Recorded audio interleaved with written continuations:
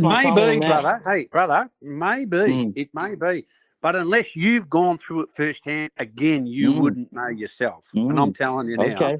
and that's with Okay. Well, anyone, well, unless well, you've done well, I, firsthand okay. experience with it. That's all. Okay, well, I have dealt with firsthand risk labels, and Yeah, I have firsthand. Yeah, it wasn't 25 years. It was quite a bit less, but it was still hefty fines, hefty charges, yeah, very damaging type of things.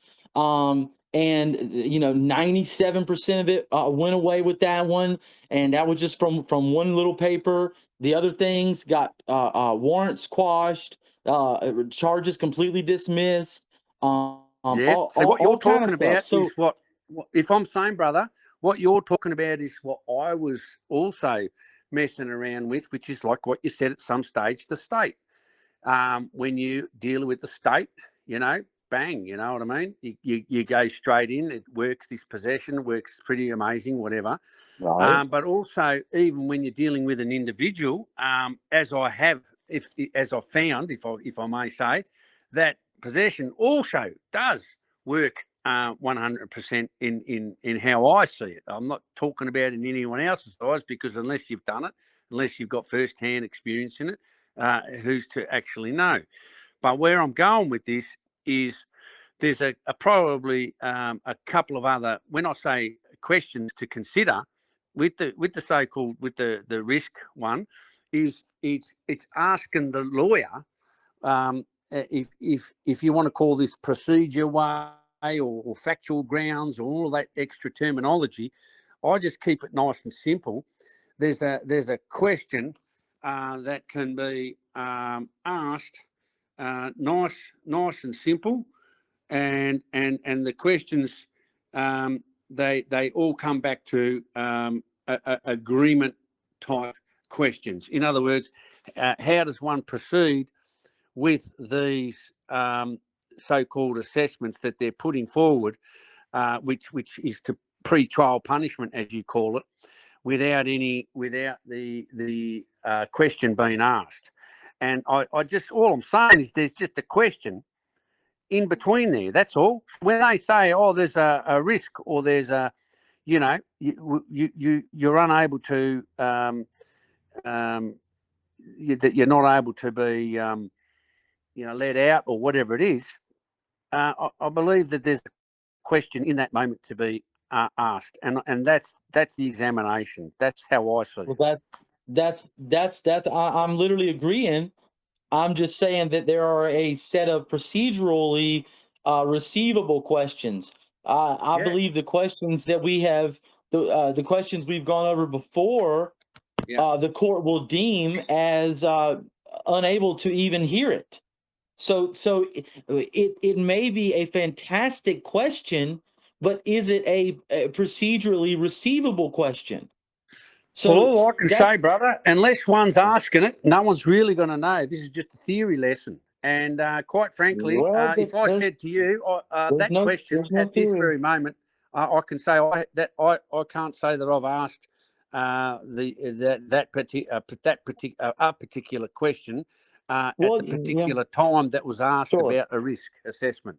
sure, So that beautiful. there Yeah, might yeah, have been. There's always opportunity. How I see it in this world is always an opportunity to rephrase, reconsider.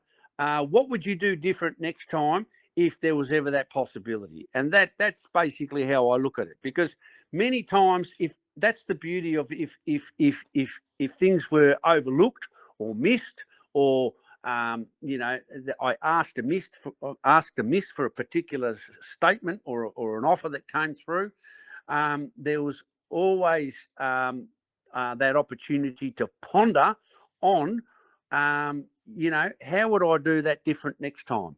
And that's where the examination comes into it, because if that led me to, that the terminology there of pre-trial punishment, then I'd go, all right, well, if that's where I went, what could have been asked for that to even be reduced, even more so? that's That's all I've been So, talking about, yeah, brother. I know that's what you've been talking about, and that's the same with possession.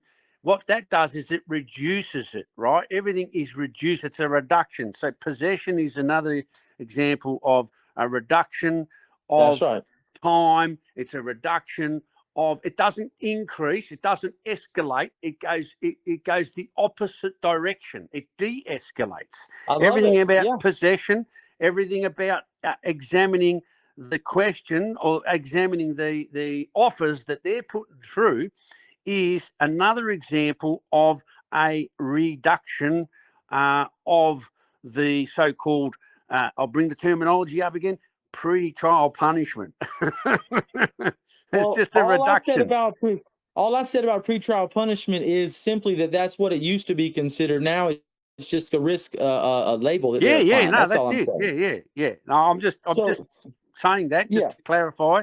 That's what I'm yeah. hearing, and whatever they call it now, they probably rebranded it as a risk sort of whatever. And that's just So another opportunity to find yeah, the right question. And I think I might have asked what the question would be. You know, are the parties present? You know, to even consent to that offer that is being presented before court, and do the parties sign off on that? You know, on a piece of paper before the judge.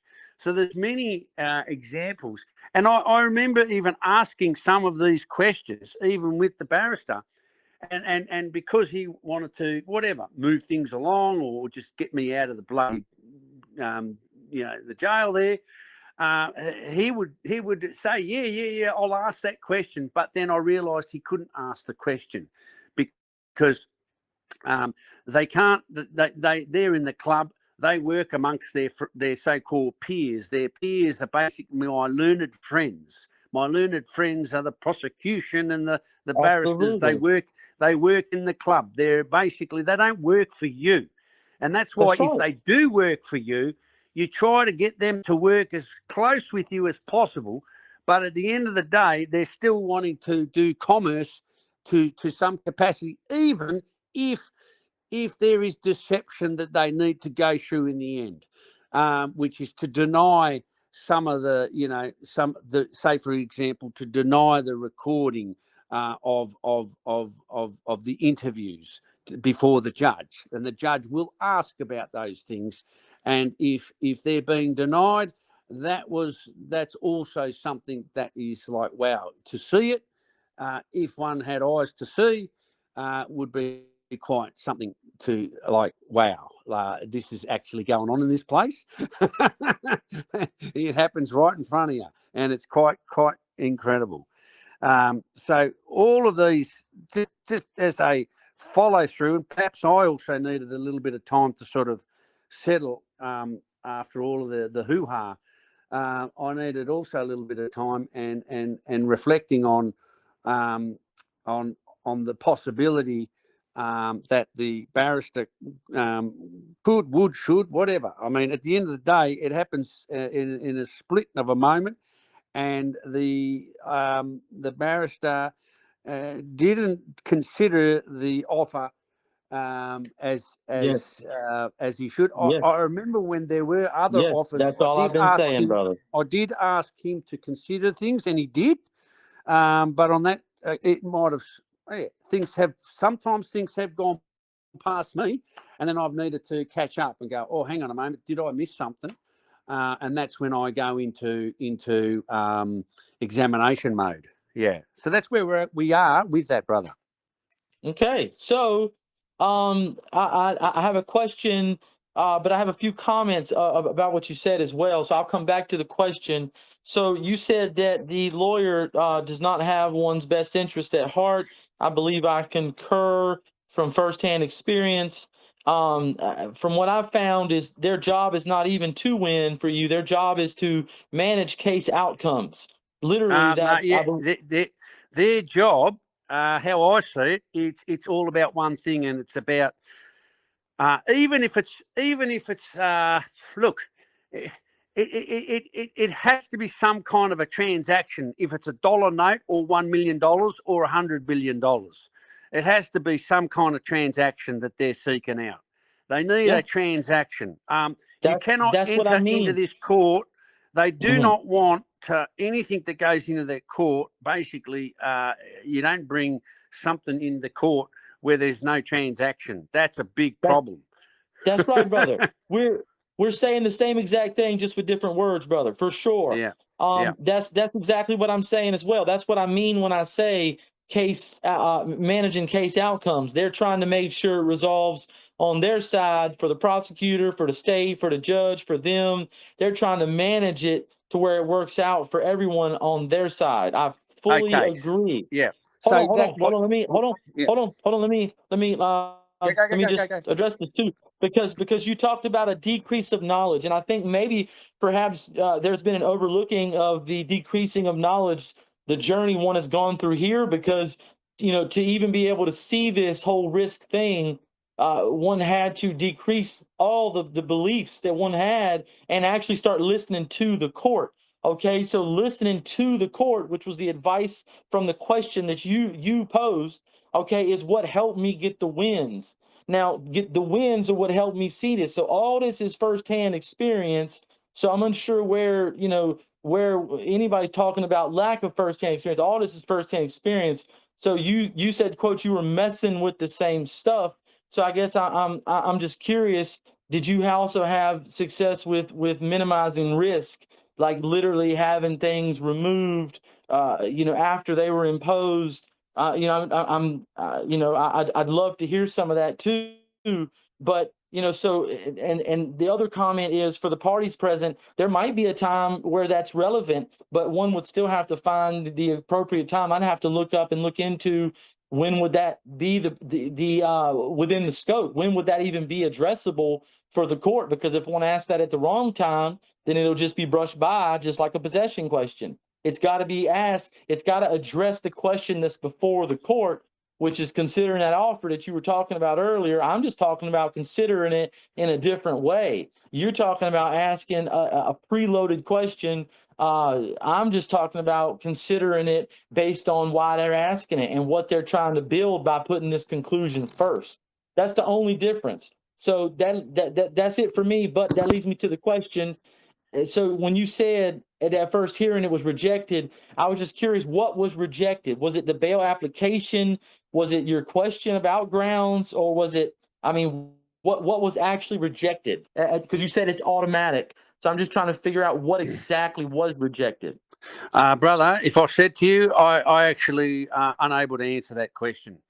All I understand is when it comes to whatever indictable offences, they bring, obviously, the prosecution. They bring whatever, all their hundreds of whatever thousands of charges.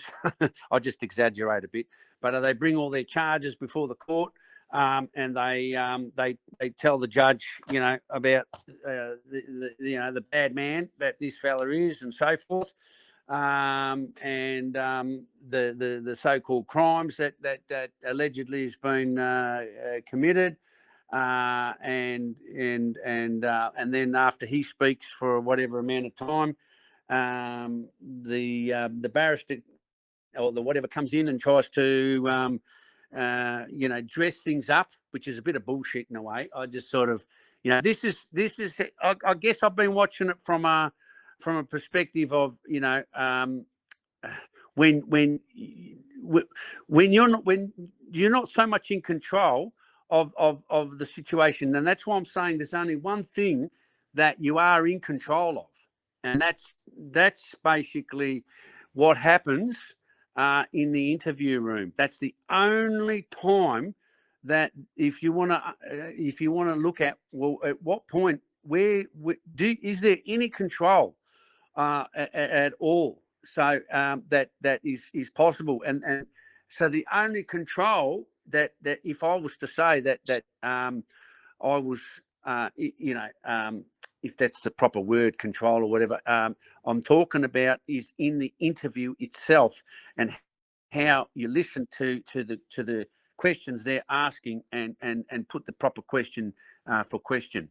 That's the only time that if I was to say that I can say that is is very relevant to the outcome of any sort of case, whether it's from a park and fine to mass murderer to God knows what else. Think of any crime on the planet. Every word's a bloody crime. Once you take from the father, it's all a crime.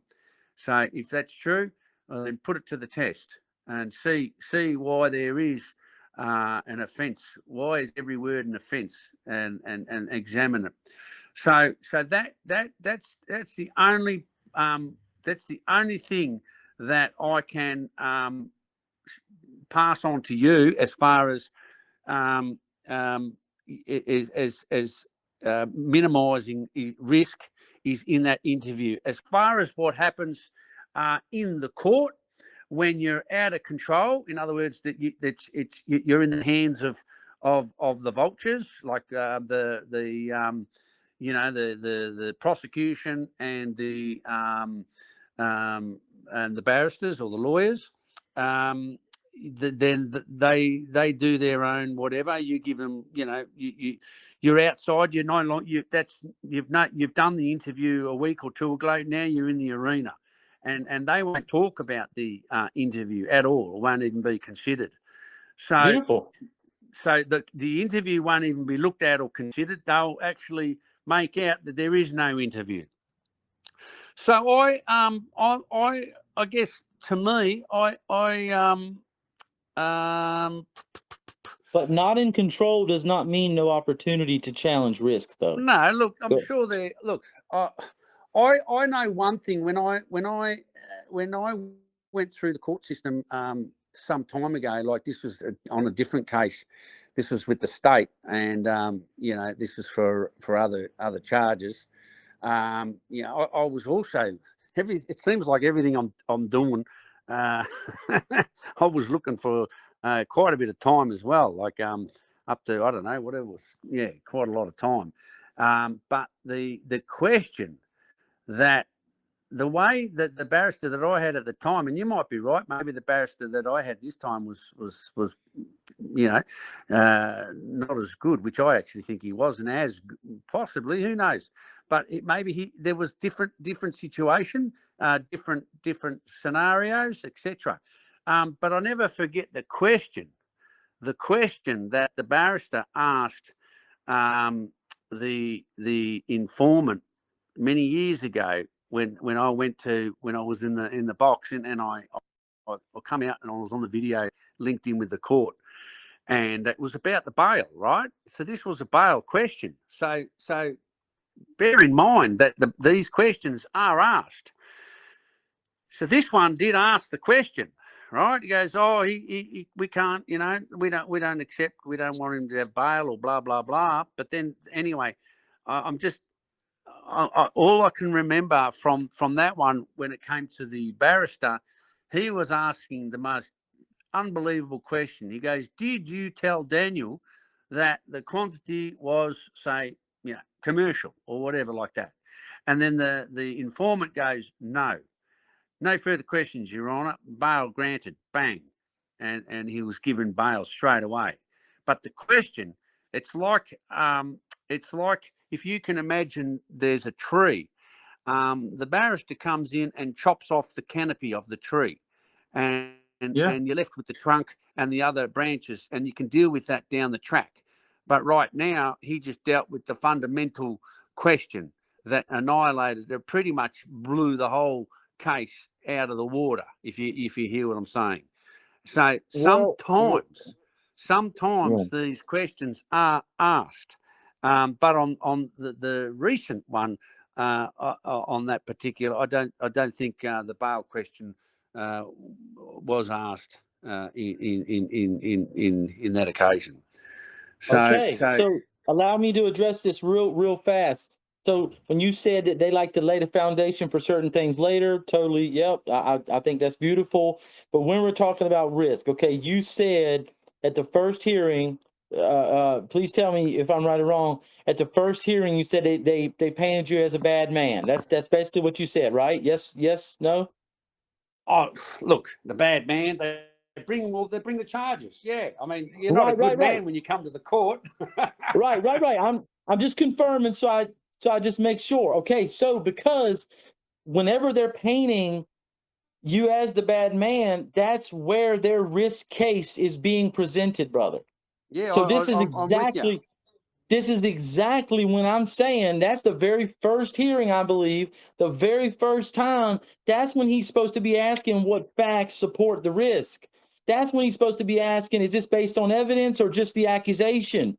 That's when he's supposed to be asking, what has the accused actually done that supports this prediction? That's when he's supposed to be I mean, there's a whole list of questions that if he cared about his defendant, if he wasn't trying to lose on purpose, he would be asking. That's all I'm saying. And when you say not in control, to me, there's still a window to question it. You just told me when they first brought their risk profile, that's the time to question it. Now, if you tell me that the Yeah, lawyer didn't question it, hold on. So when you say if you say the lawyer didn't question it, I'm fully with that. Like I believe that.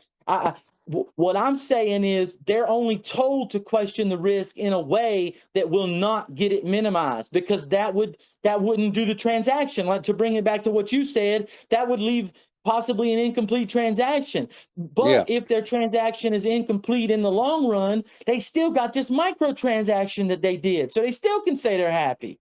So yeah, you see, like, that's kind of how I'm seeing it. But all I'm trying to say is with this microtransaction, there's still a way that got to do it. And if one examines the offer, then one will be able to see some questions that will render the transaction intransactable, and let them figure out how to figure it out. yeah. I actually still believe, if anything, if I was to believe anything, I'm talking about this journey, that even if these so-called risk assessments or whatever, even if they haven't been done and dealt with, and you were doing these, you've done the interview, and then in the very end, you asked the proper question to the judge, and it would cause an absolute kerfuffle, because it would reveal so much. Yeah. So Yes. what I'm saying is risk assessment. Yeah, it's part of it, but it's not everything. When I say it's not everything, it's just a part of the process that we've been talking about.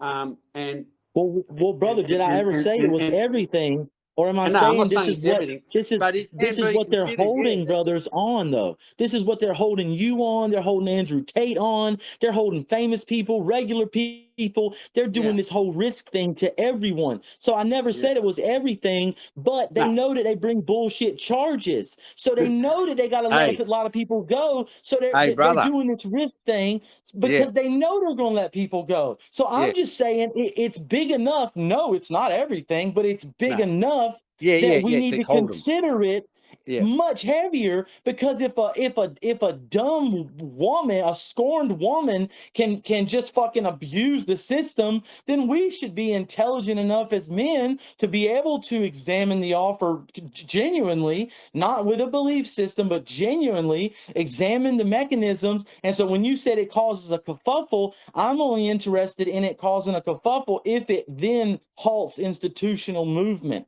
If it does not halt the movement of the court, then the kerfuffle is useless to me.